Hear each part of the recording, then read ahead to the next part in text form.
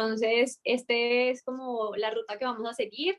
Vamos a hablar sobre la teoría del desarrollo de la hemostasia, generalidades y cómo esto tiene implicaciones en la hemostasia primaria, secundaria, en los inhibidores y la fibrinolisis, cómo determina esto algunos cambios en la clínica de los pacientes, el sangrado, sobre todo enfocados en la población neonatal, la trombosis y algunas conclusiones.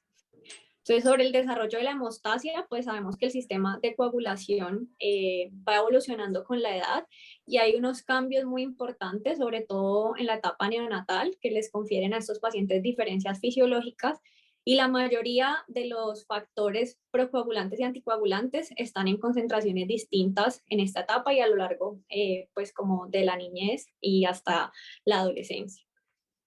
La teoría del desarrollo de la hemostasia surgió entre 1980 y 1990, exactamente se publicó el primer artículo en el 87, la doctora Maureen Andrew, donde ella hizo una investigación siguiendo recién nacidos normales y mirando cómo había variaciones en los niveles de los factores procoagulantes y anticoagulantes, como les había dicho, y esto se relaciona sobre todo porque tiene que haber un equilibrio trombótico y antitrombótico pues en la etapa fetal y neonatal para permitir como una adecuada interacción entre el feto, su desarrollo y pues la relación que tiene con la placenta y pues con la madre. Y vemos como ella mostró que iban a haber cambios desde que nacían estos pacientes hasta más o menos 6 meses y algunos inclusive hasta los 16 años donde alcanzan los valores normales de los adultos. Y aunque hay unas diferencias que vamos a ver ahora muy características, el sistema se encuentra balanceado, así hayan cambios pues como en las proteínas de la coagulación. Este fue como el paper, el primer paper que se publicó. Aquí les traía algunas, no todas, de las gráficas en las cuales ella medía los factores de la coagulación. Lo hizo en distintos momentos, desde el nacimiento en pacientes sanos hasta los 6 meses de vida. Y ahí fue donde pues observó la tendencia que habían, como pueden observar aquí, pues en los tiempos de coagulación, en las proteínas como el factor 2, 9, bueno, y aquí en las proteínas también anticoagulantes. Lo que pues, nos llama la atención de pronto en estas gráficas es que, por ejemplo, si ven aquí el factor 8 es uno de los pocos que tiene un valor similar desde el nacimiento y hasta donde ella lo midió, que eran los 6 meses, y el resto sí tienen variaciones dependiendo de la edad en la que fueron tomados. Posterior a esto, ha habido múltiples estudios que han corroborado esta teoría. Aquí pues les traigo en esta tabla algunos como para ver que a través del tiempo se han vuelto pues como a hacer los estudios y se ha visto que efectivamente esas variaciones pues persisten, digamos, en esa. En cuanto a la hemostasia primaria, entonces, ¿qué implicaciones tiene esto? Los recién nacidos en general pueden tener un conteo plaquetario igual al del adulto, en algunas ocasiones elevado, pero se ha visto que las plaquetas en estos pacientes son hiporreactivas porque hay una disminución en el número o la densidad de receptores que tiene la plaqueta. Además, producen menos tromboxano y hay una disminución en la traducción de señal para la activación plaquetaria. Pero esto se ve compensado porque hay un aumento del factor de von Willebrand en el primer año de vida sobre todo, y hay además un aumento en la viscosidad sanguínea por tener mayor hematocrito y volumen corpuscular medio en esta edad, y esto balancea el sistema a pesar de que las plaquetas se consideran hiporreactivas. En los recién nacidos pretérmino, en cambio, puede haber un conteo más bajo de plaquetas y se dice que pues este conteo bajo se da porque hay una disfunción en la producción de los megacariocitos en estos pacientes. Entonces, esto es como lo que se ve en la hemostasia primaria diferente. En la hemostasia secundaria, los factores de la coagulación no pasan la barrera placentaria, o sea que el feto y el recién nacido es el que se tiene que encargar de producirlos y la síntesis se inicia más o menos hacia la 5ª semana de gestación. Uno de los primeros que se ha medido es el fibrinógeno y en el nacimiento todos los factores se encuentran presentes, aunque en niveles distintos a los del adulto, y más o menos hacia la semana 19 a 23 del desarrollo están en una concentración que puede llegar hasta el 30% con respecto al valor del adulto, y ya en pacientes a término llega hasta el 50%, la mayoría de los factores llegan hasta el 50% con respecto a los valores que van a tener más adelante. Aquí entonces, para tener en cuenta, hay unos factores que sí van a estar en unos valores muy similares, son el fibrinógeno, el factor 5, el 8 y el 13 tienen cambios ligeros, aumento ligero, pero en general están en un valor similar al de la edad adulta. Y el resto, como les decía, si es un recién nacido a término, van a estar al 50%, y si es pretérmino, pues inferimos que van a estar más bajos, pero estos pacientes van a hacer un catch-up de sus factores de coagulación y a los 6 meses, como los demás, van a tener también los valores similares a los del adulto. Entonces, en esta pues, gráfica está lo que habíamos hablado, los factores procoagulantes y anticoagulantes, desde la 5ª semana y hacia la semana 20 ya detectados casi pues, en su totalidad en el plasma. Y ya en los pacientes a término los encontramos presentes todos los factores, pero los que tienen un valor similar son el 5 y el 8 sobre todo. Y los anticoagulantes van a estar un poco por debajo del valor de los adultos. De los factores vitamina K dependientes, que son muy importantes en el recién nacido, la vitamina K, como sabemos, es la que activa estos factores de la coagulación porque produce un cambio en la configuración en los residuos de ácido glutámico, una carboxilación, y eso hace que los factores puedan unirse a calcio y a fosfolípidos y formar los complejos procoagulantes, pero en los recién nacidos hay una menor disponibilidad de vitamina K porque tienen baja reserva, porque tienen baja producción, pues también en su pues como flora intestinal. Además hay un gradiente placentario muy marcado con un valor hasta inclusive menos del 90% de vitamina K del recién nacido con respecto al de la madre, y la reductasa hepática además tiene poca actividad, por lo que es muy importante tener en cuenta pues la suplementación de la vitamina K en estos pacientes. Además que se ha visto que la vitamina K no solamente actúa a nivel de la activación de los factores de la coagulación, sino que también activa algunos factores de crecimiento a nivel pues embrionario, y cuando hay una deficiencia de vitamina K, por ejemplo, porque la madre ha consumido medicamentos como los cumarínicos durante el embarazo, sobre todo en el primer trimestre, se ve que hay una embriopatía muy llamativa, con alteración en la formación de extremidades, con hipoplasia del puente nasal, con compromiso cognitivo. Entonces vemos pues que la vitamina K tiene un papel muy importante en el desarrollo de la hemostasia. Acá les quería mostrar pues como otro esquema donde se ve los diferentes factores de la coagulación y los anticoagulantes. Como vemos, y ya lo hemos hablado, la mayoría están disminuidos, a excepción de algunos, como el 8, el 13 y el fibrinógeno, que también está pues en valores habituales desde el nacimiento. Y hay uno que es muy importante, que es la alfa-2 macroglobulina, que es pues como la que tiene una característica diferente, y es que está aumentada desde el nacimiento, e inclusive en algunos reportes se dice que hasta la tercera década de la vida o hacia la adolescencia sigue aumentada, y es como una de las que le va a dar un mayor balance a nivel hemostático a los pacientes pediátricos, porque como vemos aquí la antitrombina en ellos está disminuida y la alfa-2 macroglobulina va como a suplir un poco la función de la antitrombina. Entonces, bueno, aquí los inhibidores, la antitrombina está en el 50% de actividad, también como la mayoría de los otros factores, y alcanza un nivel normal hacia los 3-6 meses.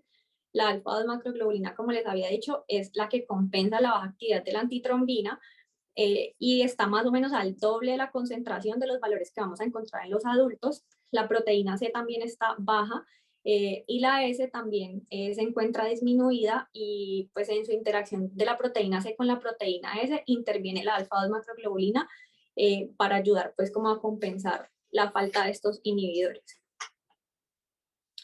De la fibrinolisis, también el recién nacido tiene un 50% de la actividad de la plasmina, y también el plasminógeno fetal va a ser diferente, más glicosilado, va a haber poca capacidad para convertir la plasmina, Y el dímero D, vamos a ver que va a tener un aumento en las primeras 72 horas por una activación de la coagulación posterior al nacimiento y por una disminución como en el aclaramiento del dímero D en estos pacientes.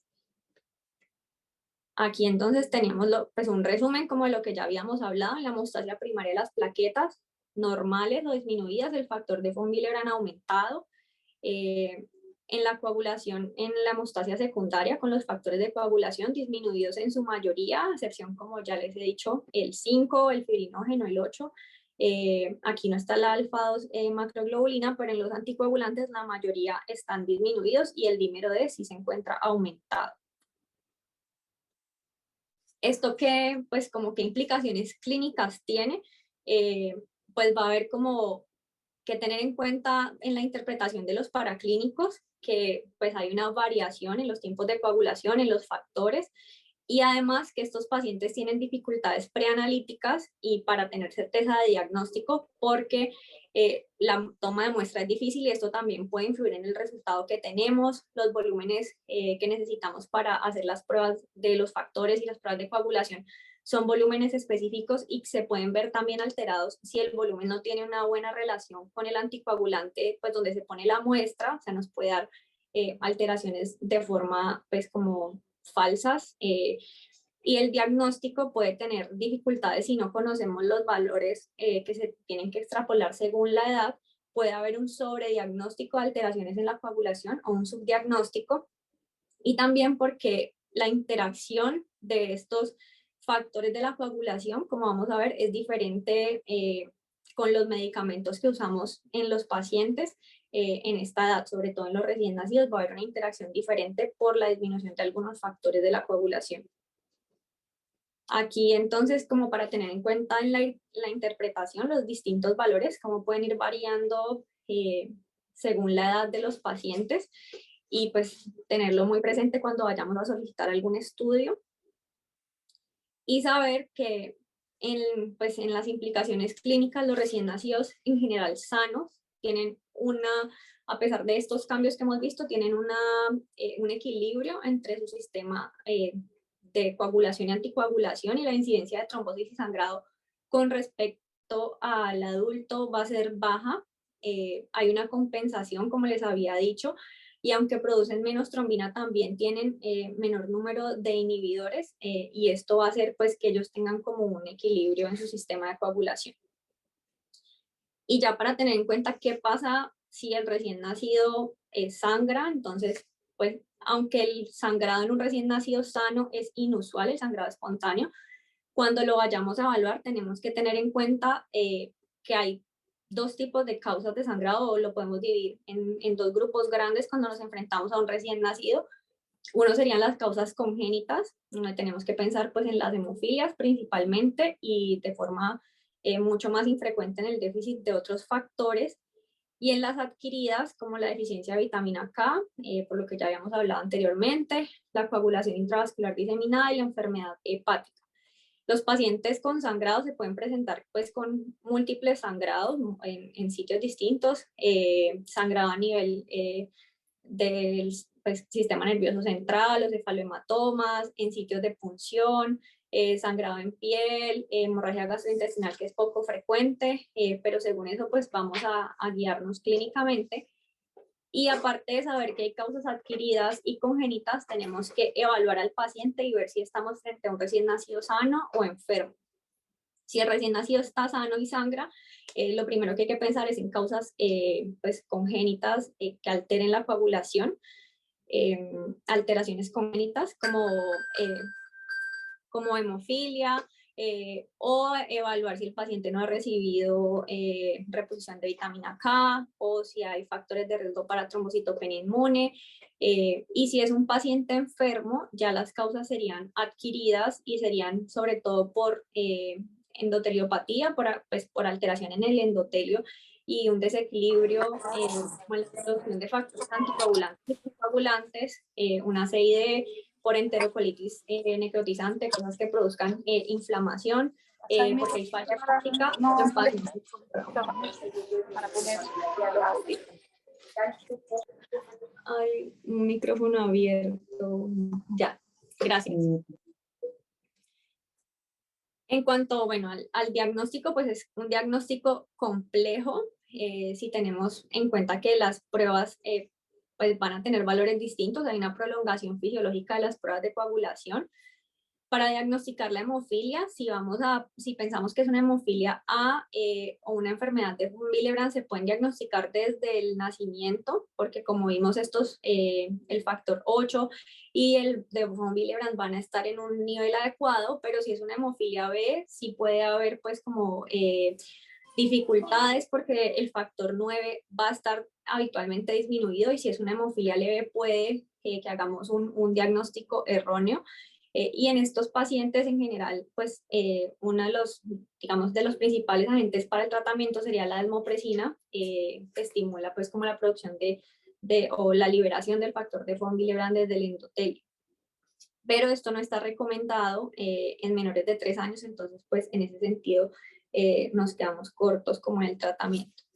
Hay unas como manifestaciones muy específicas que nos pueden guiar de dónde está pues como el defecto en el nivel de la coagulación, pero son raras y sería la oncalorragia pensando en déficit de fibrinógeno, que ya son pues como alteraciones más raras de la coagulación, de factores que son menos frecuentes, factor 10 o factor 13. Cuando hay hemorragia intracraniana puede haber alteraciones múltiples factores. La hemorragia digestiva, que es muy rara, también puede relacionarse con el déficit de trombina de factor 5 o 10. Y siempre pensar en los pacientes si han recibido o no profilaxis con vitamina K. Y finalmente, entonces, si el paciente está sangrando, ¿cuándo se debe estudiar? Pues si es un sangrado importante, que sea una hemorragia mayor, que tenga compromiso a nivel intraventricular, que esté relacionada con alguna enfermedad sistémica que nos haga pensar que hay una alteración secundaria de la coagulación. Cuando hay falla hepática, debemos pues estudiar estos pacientes. Si el paciente necesita cirugía y ha sangrado previamente, siempre debería pues pensarse en estudiar la coagulación y si tiene historia familiar de sangrado, pensando en causas congénitas.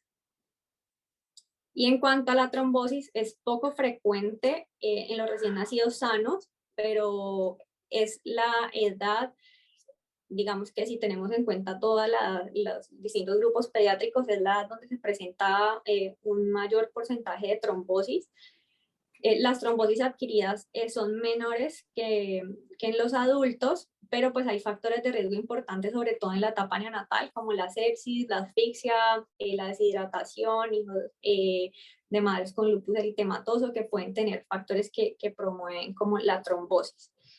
La mayoría están asociadas a una causa como secundaria al uso de catéteres, sobre todo pues los catéteres umbilicales que son los más usados, y pueden estar la trombosis en distintos puntos, en la vena renal, fusión de la cava, trombosis cerebral, y cuando nos enfrentamos a un paciente que ya tiene pues digamos que un cuadro severo como una púrpura fulminans, en ese momento sí tenemos que pensar que hay una causa congénita como un déficit de proteínas, proteína C o S, o una mutación homocigota del factor de Leigh. Y saber que los pacientes, o sea, es muy raro que se presente pues con una trombosis cuando tienen causas congénitas en esta edad así tan severa, y la mayoría van a tener pues como ya los eventos trombóticos en la adolescencia, que es como una característica cuando hay déficit que no son homocigotos de los factores anticoagulantes. Entonces, pues en la trombosis tenemos que tener en cuenta que la mayoría de veces en los recién nacidos hay múltiples factores que generan la trombosis, y tener los laboratorios anormales no nos asegura que haya una alteración o un diagnóstico, siempre por las variaciones que tienen los factores anticoagulantes que están disminuidos en los recién nacidos. Hay que repetirlos después de los 6 meses, que es cuando deberían tener ya valores normales. Y en general, el tratamiento de la trombosis en los recién nacidos es conservador. La mayoría va a ser tratamiento de soporte, a menos que haya pues una trombosis muy extensa, porque como vemos, en la mayoría de las ocasiones revierten y no tienen recurrencia pues de la trombosis posterior al primer episodio.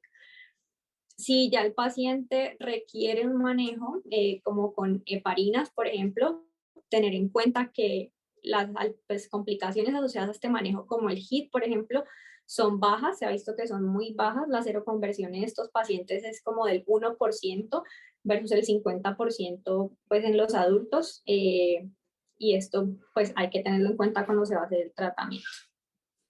Y si el paciente definitivamente no solamente va a necesitar soporte, sino un tratamiento como tal, tener en cuenta que estos son los principales medicamentos que vamos a usar. El de elección sería la heparina de bajo peso molecular. Tiene menos necesidad de monitorización que otros medicamentos. Pues aquí vemos la dosis, son un poco más altas, de 1.5 miligramos por kilo, y lo ideal sería monitorizarlo con factor anti-10A, pues que sería como el medicamento número 1 para usar en esta edad. Y ya tenemos los otros medicamentos, la heparina no fraccionada. Estos pacientes tienen, como ya veíamos, un déficit de antitrombina, y va a haber pues necesidad de darles mayores dosis por una resistencia pues natural a estos medicamentos. Y hay que monitorizarlos también con niveles de anti-10A. La warfarina también varía mucho en las dosis, aunque pues pueden requerir como mayor dosis, va a haber una mayor inhibición porque ellos producen en menor proporción trombina y factores vitamina K dependientes, y eso hay que tenerlo en cuenta en los recién nacidos. Sería como un medicamento de mucho cuidado, y puede tener interacción con múltiples medicamentos y también con las fórmulas lácteas, por ejemplo. Entonces, digamos que por esto no sería el tratamiento de elección. Y también están los anticoagulantes directos, aunque son de uso off-label, pues tienen una ventaja, que tienen menos interacciones, que no hay que hacer un seguimiento con pruebas de forma seriada como con los otros medicamentos, y en caso de ser necesario podrían ser operativos. Bueno, aquí también tenemos nuevamente con qué se controla cada medicamento, las dosis en las diferentes edades, y ya manera pues de conclusión, saber que entender los cambios que tiene la hemostasia a través de, pues, de las diferentes etapas en la edad pediátrica nos ayuda a realizar una prevención, un diagnóstico y tratamiento adecuado de las enfermedades trombóticas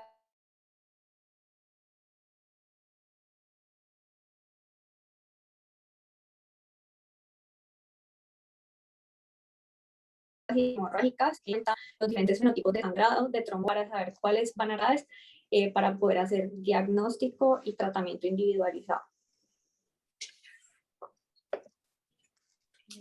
¿Podrían permitirme compartir? ¿Perdón? ¿Podría compartir la pantalla? No es... Sí. Matías, no sé si puedo autorizar que te dice administrador de la reunión. Bueno, gracias Lina por hacernos este resumen. Igual es complejo poder, en fondo, resumir todas las complejidades, ¿cierto?, de la hemostasia en el recién nacidos. Uno entiende que hay un balance, pero que es un balance frágil, entonces obviamente frente a diferentes condiciones patológicas hay que estar muy atento entre este desbalance hacia la hemorragia o la trombosis. Quisimos hacer esta introducción para poder ahora hablar en ciertas situaciones específicas que pueden enfrentar los recién nacidos con membranas extracorpóreas. Así que ahora va a presentar Paola Gómez, que también es becada nuestra de hemato-oncología. Hola, buenas tardes.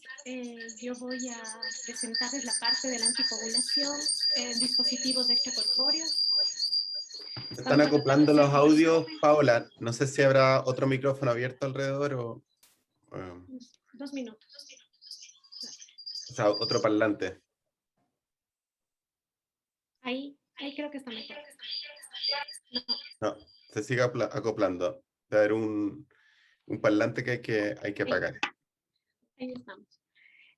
Bueno, en verdad vamos a hablar un poco de la anticoagulación de los dispositivos extracorpóreos, fijándonos sí en la parte de hematología, ya que la parte del manejo en sí del ECMO y de las terapias de reemplazo renal van más allá de esta presentación. Así les queremos mencionar que vamos a hablar un poco de generalidades, las opciones de anticoagulación que tenemos en estos casos, una anticoagulación en terapia de reemplazo renal agudo y anticoagulación en ECMO con algunas conclusiones. En verdad, Lina habló claramente de todo lo que es la fisiología de la hemostasia en el recién nacido, y tenemos un estado de hipercoagulabilidad con un estado de hipocoagulabilidad que debemos de mantener un equilibrio cuando usamos dispositivos extracorpóreos. Y ahí está el reto que tenemos en la parte de la anticoagulación.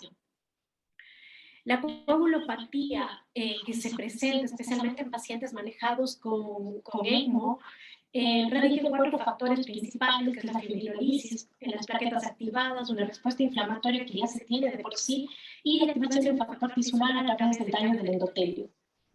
¿Por qué es importante anticoagular en estos pacientes? Como lo habíamos dicho, primero porque hay una inflamación sistémica en la que se produce un aumento y una disminución de factores urémicos y mediadores de la inflamación, hay una pérdida del equilibrio de factores procoagulantes y anticoagulantes, hay un aumento de la actividad endotelial, esto debido a la colocación de dispositivos, a la diversidad de flujos que existen, flujos turbulentos. El circuito extracorpóreo también tiene una capacidad de producir un estímulo procoagulante por sí, activando la cascada de la coagulación y las vías de inflamación. Además, la recirculación existente en los accesos favorece también a la trombosis. Es por eso que es súper importante saber y manejar la anticoagulación en estos dispositivos. Los procesos procoagulantes que se establecen en el circuito extracorpóreo resultan de una superficie rugosa, pegajosa y rica en micropartículas lipídicas que precipitan la generación de trombina y los depósitos de fibrinas, resultando en un círculo vicioso que termina con la coagulación del circuito, que es uno de los problemas que tratamos de evitar cuando utilizamos este tipo de dispositivos. ¿Qué tenemos que considerar? Que el fallo temprano de los circuitos está relacionado a diversos factores. Obviamente, primero el paciente, a las terapias utilizadas, a factores relacionados con la prescripción de la terapia, obviamente. Las estrategias que apuntan a optimizar esto es el funcionamiento del catéter, un circuito y una prescripción adecuada del ECMO y de terapias de reemplazo renal, y obviamente esto ayuda a mejorar la vida media del circuito. La anticoagulación es requerida para maximizar la vida del circuito por vías, ya sea por vía sistémica o vía regional. Esto me refiero a la anticoagulación. Los factores que influyen en la falla del circuito, tenemos el acceso venoso, factores del circuito, factores que afectan la fracción de filtración y presiones de filtro, estancamiento del flujo sanguíneo, la anticoagulación y los factores del paciente. Aquí nos vamos a referir al tópico que es de la anticoagulación. En cuanto a la anticoagulación en terapia de reemplazo renal agudo, tenemos varias opciones de anticoagulación que están descritas en la literatura. Así, pacientes que no requieren anticoagulación, heparina no fraccionada, heparina de bajo peso molecular, citrato para anticoagulación regional, anticoagulantes alternativos como prostaglandinas y heparinoides, antagonistas directos de la trombina como la irudina y el argotroban, inhibidor de la serina proteasa como el maleato de nafomastad que se está utilizando en Asia, no acá. Cuando hablamos de una terapia de reemplazo agudo sin anticoagulación, en verdad nos jugamos un poco ahí porque hay poca evidencia y en verdad su utilidad está bastante discutida. Está recomendada en pacientes con alto riesgo de sangrado. Y si se decide anticoagular, obviamente se tiene que tomar en cuenta ciertos factores como el cebado inicial del circuito, que realmente se ha demostrado que es efectivo y elimina todas las microgotas de aire del circuito y del filtro. Y esto se puede hacer con solución salina, con solución heparinizada o con albúmina. La diferencia es los costos. Aparte, se ha visto que si se quiere optar por este tipo de opción de anticoagulación, se debe usar catéteres anchos, lo cual es muy difícil en neonatología, filtros de superficie grandes, líquidos de reemplazo per filtro, que también se ven un poco impedidos en la edad de nuestros pacientes que estamos hablando ahora. La administración de solución salina al 0,9% cada 30 a 60 minutos también se ha visto que es un punto importante para mantenerlo cuando no se utiliza anticoagulación. La composición del filtro también influye y obviamente a pesar de que hay avances en todo el desarrollo de estos, en utilizar filtros recubiertos con heparina, incluso con vitamina E, todavía no hay un claro progreso en el uso de estos. No se tiene todavía la certeza si estos son comparables con la terapia de anticoagulación habitual o la que usamos generalmente. Lo que nosotros generalmente utilizamos y lo que está descrito en la literatura es el uso de heparina no fraccionada. Ya esta es, como Lina explicó, un glucosaminoglucano con un peso molecular variable entre 5 y 100 kilodaltons y la mayoría sigue siendo de un peso molecular aproximadamente de 30, que es la que usamos. Tiene una vida media de 30 a 90 minutos, la que puede aumentar hasta 3 horas en los casos de insuficiencia renal, a pesar de que no es metabolizada en el riñón por sí, es metabolizada en el hígado. El sitio de acción y el mecanismo de acción lo explicó muy bien la Lina, pero esto solamente para recordar que se basa en la capacidad de unión de antitrombina 3 y la activación de proteasas séricas que resultan en la inhibición de la formación de trombina, potenciando la antitrombina y el factor 10A. Así que aquí está la cascada de la coagulación, vía intrínseca, vía extrínseca, lo que generalmente llamábamos así la vía común, y aquí es donde va a actuar nuestra heparina no fraccionada. La prolongación de su efecto anticoagulante en ausencia renal depende de la retención de los fragmentos más pequeños, que son aproximadamente de 3 kilodaltons, y que inhiben la actividad del factor 10A sin afectar el tiempo de tromboplastina parcial. El aumento de riesgo de sangrado en ausencia renal no se puede predecir siguiendo el TTP. Aquí, bueno, para nosotros, en verdad, nos sirve harto tener estos tipos de gráficos, ya que no estamos como ustedes los neonatólogos involucrados todo el tiempo con los dispositivos, pero aquí tengo un esquema en el cual nos muestra en dónde está el paciente, por dónde va el flujo y el sitio de administración de heparina, que generalmente es antes del hemofiltro, se utiliza en esta parte. Y acá es un gráfico que lo tomé del manual del Carpe Diem, en donde se muestra esta máquina de reemplazo renal nueva, y en donde la heparina está situada en este sitio, no sé si el cursor lo muestra, y es también a través de una jeringa. Entonces, como para tener un poco de idea en dónde estamos hablando. La heparina de bajo peso molecular también se ha utilizado. Esta no tiene actividad sobre la antitrombina y tiene actividad sobre el factor 10A, por lo cual es ideal mantenerlo con controles a nivel de este factor. Su vida media varía en 2 a 4 horas. La más utilizada es la enoxaparina con dosis de carga, dosis de mantención, y también hay que destacar que tiene una vida media en filtro que es aproximadamente de 31 horas, lo que prolonga obviamente cuando uno va a utilizarlo en pacientes con insuficiencia renal. Hay que tener muy en cuenta esta parte. Los protocolos usan infusiones o dosis intermitentes, también se han descrito con tinzaparina, nodraparina y dalteparina, pero actualmente no tenemos algo preciso, ni tampoco los estudios son suficientes como para cambiarnos a utilizar ese tipo de anticoagulantes. ¿Cuáles son las ventajas? En verdad, a comparación de la heparina, se ve que es una anticoagulación efectiva, tiene una farmacocinética predecible, hay una baja incidencia de trombocitopenia inducida en la heparina en general, pero como sabemos, en los neonatos el HIT es muy bajo la posibilidad de que se presente, menos del 1%, 1.7% aproximadamente. Tiene menor efecto sobre los lípidos, y las desventajas está que hay el riesgo de un sangrado sistémico. El método para medir, que es el antifactor 10A, a veces no está disponible en todos los centros y los costos son mayores a los de la heparina. Se describe también el citrato, que tenemos que nombrarlo sí o sí, y su efecto sobre la coagulación debido a la capacidad de quelar calcio. El calcio obviamente actúa como cofactor esencial de la vía de la coagulación, inhibiendo la trombina, y la anticoagulación comienza cuando el calcio iónico cae por debajo de 0.5 milimoles y alcanza su eficacia máxima por debajo de 0.25. Hay varias utilidades del citrato, pero generalmente se lo utiliza como almacenamiento de productos sanguíneos y es beneficioso en algunos sistemas extracorpóreos, pero lo que les quiero resumir en esta parte es que los estudios se fijan en que el citrato va a ayudar a mantener o tener una vida más larga del filtro, porque los efectos colaterales que causa la administración de citrato pueden ser mayores, incluso y mucho más en neonatos.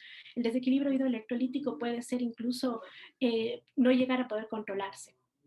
Hay que tener en cuenta que el citrato en la terapia de reemplazo renal ha crecido lentamente a pesar de los adelantos de los protocolos. Todavía no hay unos protocolos estrictos que pongan como primera línea el uso del citrato, a pesar de que tenemos soluciones al 4% de citrato trisódico, soluciones de citrato un poco más fisiológicas como el prismocitrate.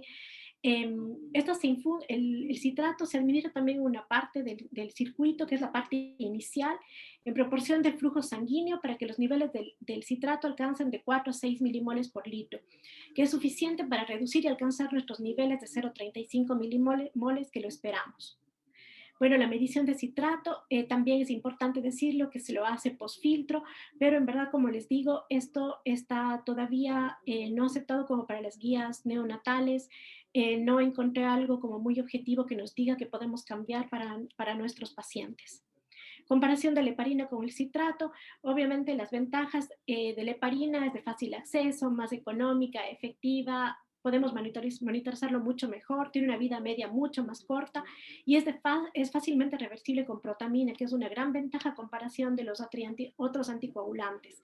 En cambio, el citrato, la ventaja sería que obviamente prolonga la vida media del circuito, hay una mejor biocompatibilidad, pero si comparamos las desventajas, tener un riesgo de hipocalcemia, de hipernatremia, de alcalosis metabólica y tener un monitoreo mucho más caro en pacientes que obviamente ya están en un estado grave para estar en circulación extracorpórea o en terapia de reemplazo renal, no podemos jugarnos contra eso.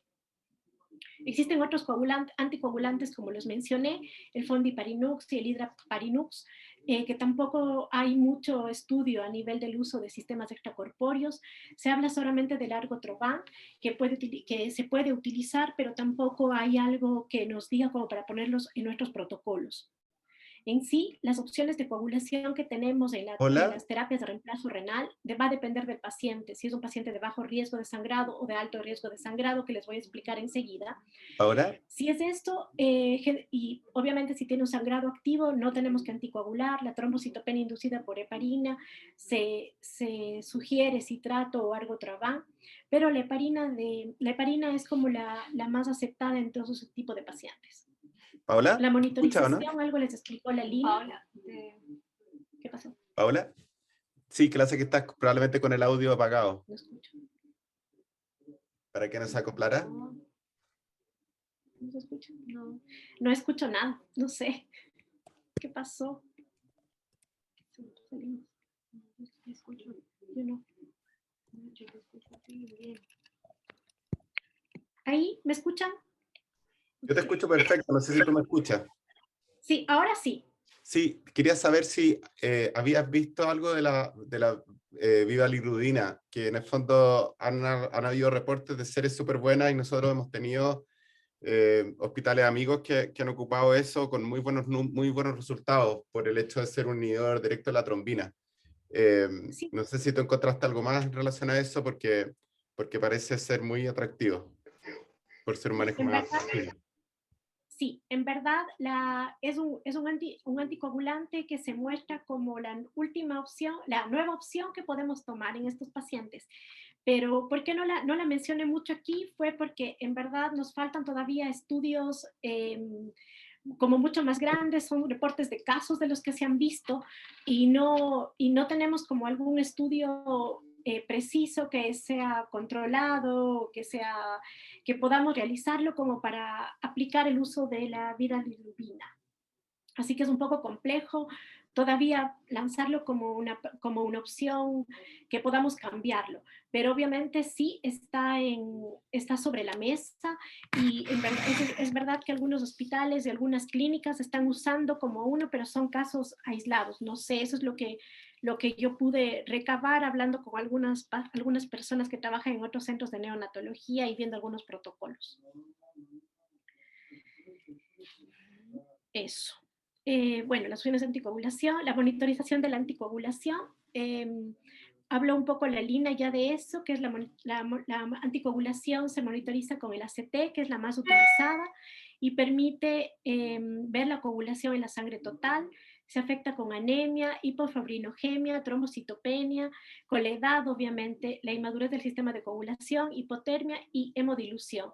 Es por eso que generalmente se utiliza asociado a otro tipo de monitorización de laboratorio, como el TTPA, que mide el tiempo de formación de fibrina en ausencia de componentes celulares. Varía mucho, sí, en la hemodilución, y en los lactantes, como habíamos dicho, los valores son prolongados, por lo que es menos seguro para monitorizar la heparina. El antifactor 10A mide el efecto de la heparina, la capacidad de la heparina de catalizar la inhibición de la antitrombina 3 sobre el factor 10A, no se influencia por la coagulopatía, trombocitopenia o la dilución, y depende de los factores de antitrombina 3, y está afectado por la hiperlipidemia, hiperbilirubinemia, hemoglobina libre del plasma y la hemólisis. El tromboelastograma sigue siendo un medio muy importante para vigilar la coagulación en estos pacientes. Así medimos la integridad de la cascada de la coagulación desde que se forma la fibrina hasta la lisis del coágulo y y también incluye la contribución de las plaquetas. Así que los estudios avalan su uso en pacientes con ECMO. La antitrombina 3 también es utilizada para la monitorización de la anticoagulación. Es un inhibidor natural por su unión irreversible a la trombina y al factor 10A y en menor medida de otros factores. Hay una actividad antitrombina 3 baja. La deficiencia de antitrombina 3 adquirida puede ser el efecto que contribuye a la resistencia de la heparina. No hay evidencia que avala la administración de antitrombina 3 en pacientes que van a ser sometidos a terapias extracorpóreas. Eso es súper importante porque en algunos estudios internacionales toman antitrombina 3 previo a la conexión al ECMO especialmente, pero se ha visto que no hay ninguna diferencia en eventos trombóticos ni hemorrágicos que pueda predecir esta toma anterior de la antitrombina 3. Ahora, el motivo también de esta revisión fue plantear un protocolo para el uso del Carpe Diem. El Carpe Diem, bueno, ustedes ya lo conocen bien. Los antecedentes de hacer una hemodiálisis intermitente ya salen desde 1980. La diálisis peritoneal ha sido como la más aceptada, pero con limitaciones importantes, y hay varios tipos de diálisis. El Carpe Diem viene a ser un proyecto italiano que busca mejorar la terapia de reemplazo renal agudo con uso de dispositivos pequeños que permiten flujos adecuados para niños menores de 10 kilos, lo que se hace un método muy tentador y óptimo para los pacientes en neonatología. Aquí tenemos, al menos nosotros no la conocíamos, esta es la máquina de Carpe Diem, permite flujos de bomba de sangre programables desde 2 ml por minuto hasta 50 ml por minuto. La bomba de heparina es programable y eso es una gran ventaja. Hay un modo continuo que da un flujo de heparina desde 0,1 hasta 20 ml y se puede modificar en cantidades de 0,1 ml por vez. Incluso permite bolos de 0,1 a 3 ml en caso de ser requeridos según los niveles y la monitorización de la anticoagulación. El Carpe Diem puede dar una filtración, una hemofiltración veno-venosa continua, una hemodiafiltración veno-venosa continua también. La prescripción de la terapia de reemplazo renal está a cargo obviamente, de los intensivistas de neonatología y de la UCI pediátrica, y en estas cosas solamente puse para tener una idea de los puntos que sigue la prescripción de la terapia de reemplazo renal, pero en cuanto a la anticoagulación, nosotros le hemos hecho una propuesta de usar heparina no fraccionada, con un bolo inicial de 10 a 30 unidades por kilo, con una infusión de 3 a 20 unidades por kilo hora, una dilución que tiene que ir a 100 unidades por ml, la jeringa es de 10 ml y en el manual indica que se debe llenar la jeringa solamente hasta 9 ml, o sea, nos daría 900 unidades en 9 ml. El sitio de administración generalmente es entre la bomba y el filtro, y la monitorización que les proponemos es a las 4 horas iniciado el procedimiento, es tomar un TTP de 1.5 a 2 veces del valor normal. Esto significa un nivel entre 35 y 45 segundos, un ACT que se recomienda entre 140 y 180 segundos, un antifactor 10A que está entre 0.3 y 0.7, los valores recomendados, tomar un tromboelastograma y obviamente saber que el antídoto es la protamina, que por cada 100 miligramos de heparina es 1 miligramo de heparina. Y la monitorización debería ser cada 4 horas hasta llegar a la meta de coagulación y luego 2 veces por día. Hemos planteado también un protocolo escrito que les vamos a hacer como llegar para formalizar. ¿No se está viendo? Ya, ¿no se está viendo? No. 2 minutos. Tengo que volver a compartir mi pantalla. Aquí está. Ya, es un protocolo de anticoagulación que es a base del Carpe Diem, que va con un resumen como introductorio de la anticoagulación, y aquí tenemos cómo elegir el anticoagulante según el tipo de paciente, determinar el riesgo de sangrado, cómo clasificar a un paciente con alto riesgo de sangrado, es decir, que tenga 48 horas postoperatorio, las plaquetas estén menos de 50.000, un TTPA mayor a 45 segundos, sería un paciente calificado dentro de este grupo. Escoger la anticoagulación es un poco lo que les resumí hace un momento, pero en verdad nosotros lo que recomendamos es la heparina. Y aquí utilizamos un esquema, los distribuimos así: una heparina no fraccionada, preparar con las diluciones de 100 unidades por ml, está como indicado en el equipo que este brinda un flujo mínimo de 0.0 ml por hora, lo cual lo hace muy útil en pacientes con menores de 3 kilos o de 2.5 kilos, hasta incluso 20 ml por hora. La idea es iniciar una administración con un bolo de heparina y para los bolos del volumen de infusión permite la máquina es de 0.1 a 3 ml. Después de este bolo se debe seguir con una bomba de infusión que debe estar preparada ya para un inicio continuo e inmediato luego del bolo y está calculada a 5 o 10 unidades por kilo hora. Aquí este rango es bastante variable, lo que se recomienda es utilizar entre 7 unidades por kilo hora o 5 con la mínima dosis para poder ir monitoreando dependiendo de las condiciones del paciente. El primer control de tratamiento se sugiere a las 4 horas, como les había dicho, un control completo para ajustar heparina según un esquema que lo veo como bastante útil, que es según el TTPA, ir subiendo la tasa continua, es decir, la bomba de infusión continua de heparina y también el rescate con bolos. Y cuánto tiempo después debemos de detener de controlar nuevamente los parámetros de la coagulación. Se debe continuar con controles de TPA luego de 2, 3 o 4 horas según este esquema que está planteado y si los valores de TPA están en rango adecuado, la monitorización debe ser cada 4 horas, solicitando antifactor 10A y tromboelastograma cada 12 horas o cada 24 horas dependiendo de la condición de estabilidad del paciente. El antídoto, como les dije, es la protamina y es importante tenerlo. Y se plantean también los lavados del circuito que se pueden hacer cada 2 horas en el Carpe Diem con suero fisiológico de 0.9% prefiltro. Y esto va a depender del filtro, del tamaño del filtro, que si es de 0.15 ml o de 0.25 ml. Se hizo un acápite también a la heparina de bajo peso molecular que podemos utilizarlo y la idea es administrarlo en bolos de 0.15, un bolo de 0.15 miligramos por kilo y luego seguido de 0.05. Y es importante considerar la vida media de la heparina de bajo peso molecular, como les dije, que es de 31 horas y permanece en el filtro por ese tiempo aproximadamente. Así que el ajuste en pacientes con daño renal es un poco más complicado y lo ideal es usar el otro tipo de heparina. Y en el caso de usar este tipo de bajo peso molecular, en alguna excepción, monitorizarla con antifactor 10A, ACT, tromboelastograma, 4 horas después del inicio de la administración y ajustar los niveles de antifactor 10A. La monitorización con niveles de antifactor 10A tiene que estar entre 0.25 y 0.35 y el antídoto que utilizamos o para rescate se utiliza plasma fresco congelado o el factor 7 directamente. Este es como el protocolo que hemos armado acerca de la anticoagulación en el Carpe Diem, que era lo que nos habían solicitado. Así que voy a seguir con la presentación de la otra parte. Voy a dejar de compartir un rato y voy a pasarme. Gracias, Paola.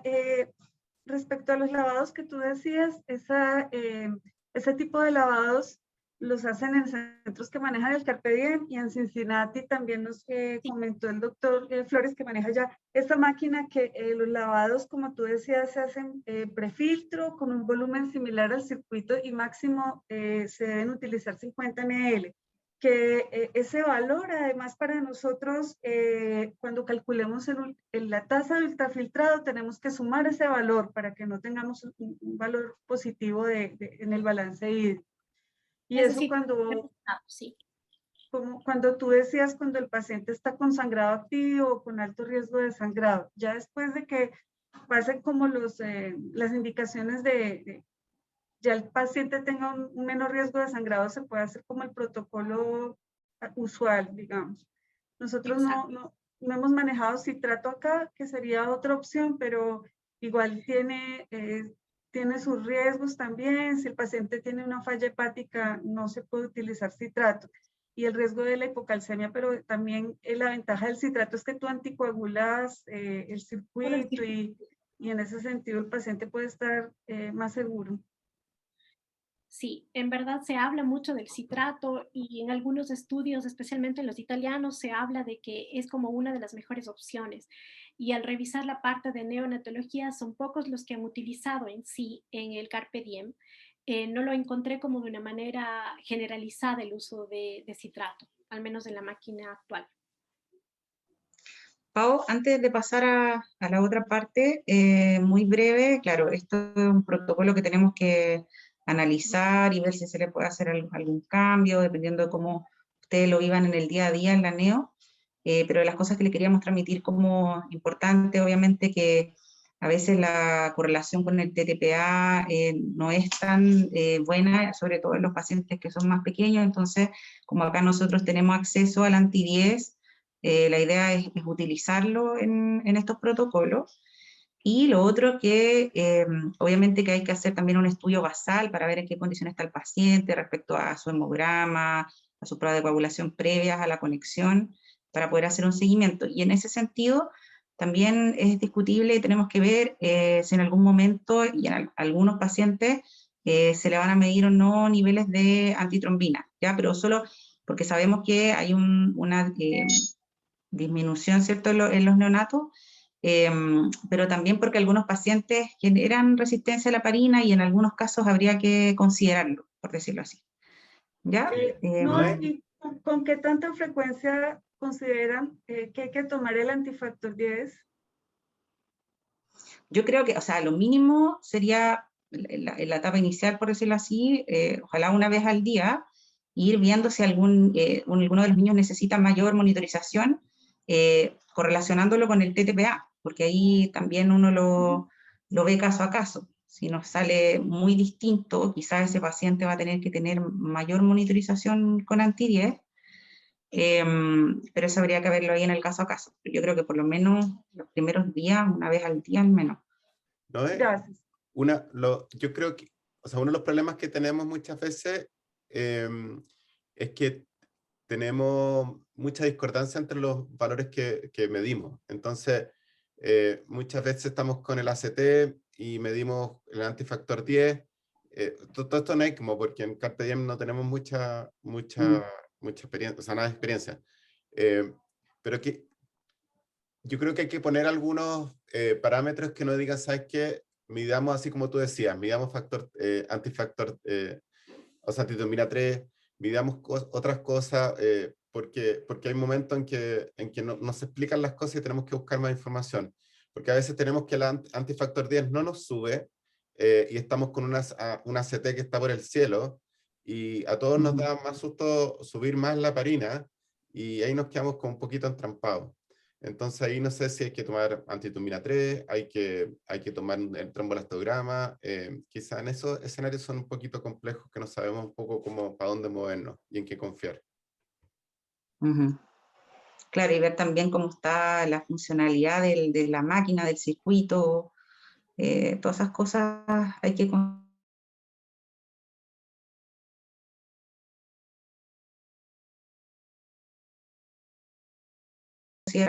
sí, hay que revisar eso también. La verdad no es más difícil, pero el Carpe Diem tiene una vida cortita, un recambio alto, mejor dicho.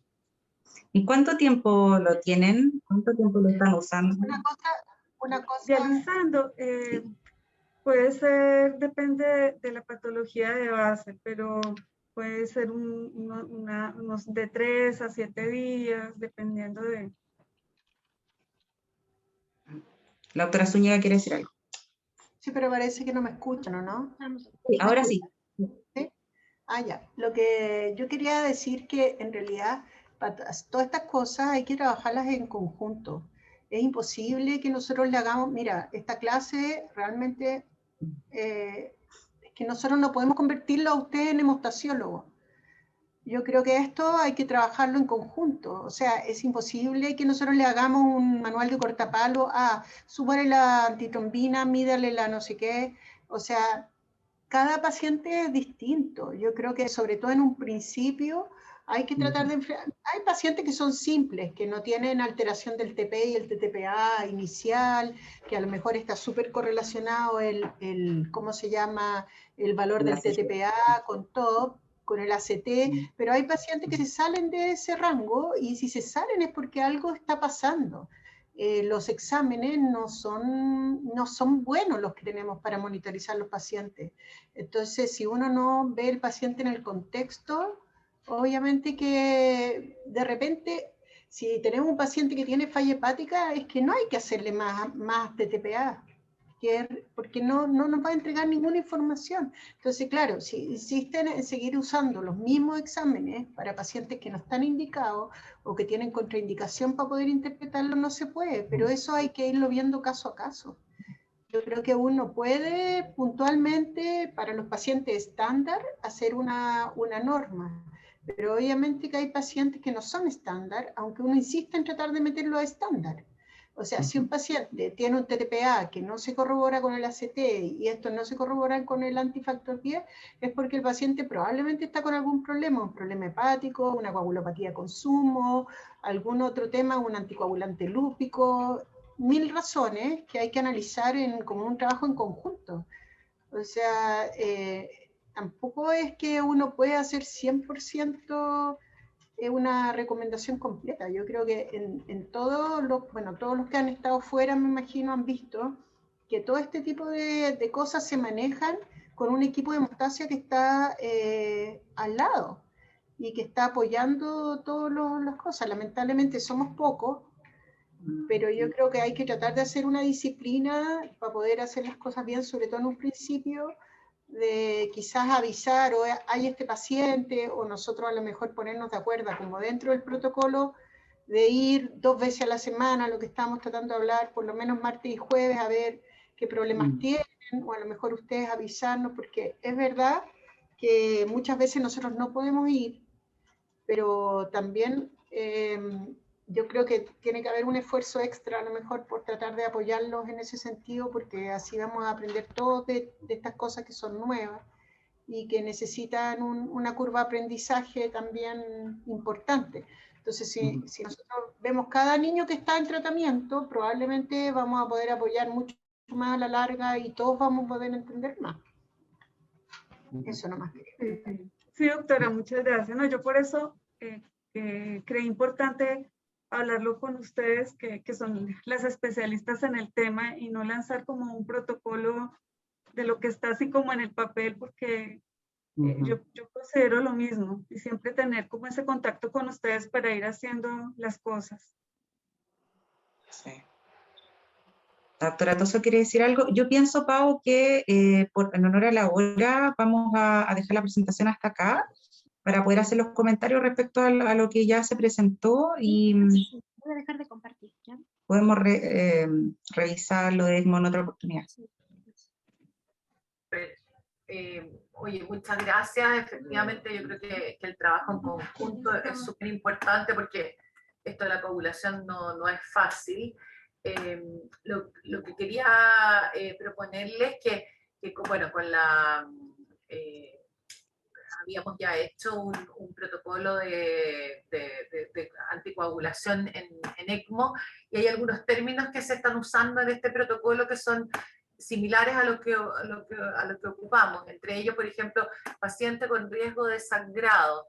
Y en el protocolo de ECMO habíamos visto, por ejemplo, que los pacientes con riesgo de sangrado eran los prematuros, los que estaban infectados, los que tenían trastorno hepático, etc. Entonces podríamos tratar de que los lenguajes sean similares, porque como nosotros vamos a tener los dos protocolos, y que igual son bien parecidos, al final no cambia mucho, excepto la dilución estoy viendo, y los lavados del circuito, pero en el fondo que pudiéramos homogenizar el lenguaje para que para nosotros sea más fácil la interpretación y no tengamos como distintas clasificaciones para los dos, si es que no es necesario hacer distintas clasificaciones. Eso. Y gracias por Pame, por reiterar el apoyo. Yo creo que eso es fundamental, sobre todo cuando los pacientes no tienen dificultades, y la mayoría las tienen. Así que muchas gracias, Pamela, por reiterar el apoyo. Yo les quiero agradecer mucho también a las dos, a la doctora Zúñiga, Noemí, porque me han apoyado mucho en esto, y pues apoyo lo que dice la doctora Zúñiga, que es un trabajo en equipo completamente junto con nefrología, porque estamos empezando esto y hay que hacerlo de la mejor manera. Muchas gracias por todo. No sé si alguien más quiere hacer algún comentario final.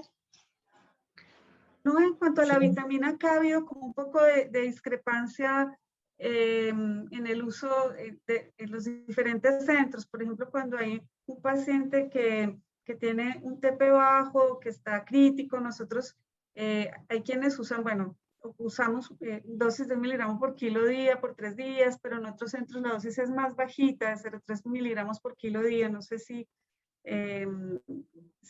cuál sea la mejor manera de hacer este tratamiento.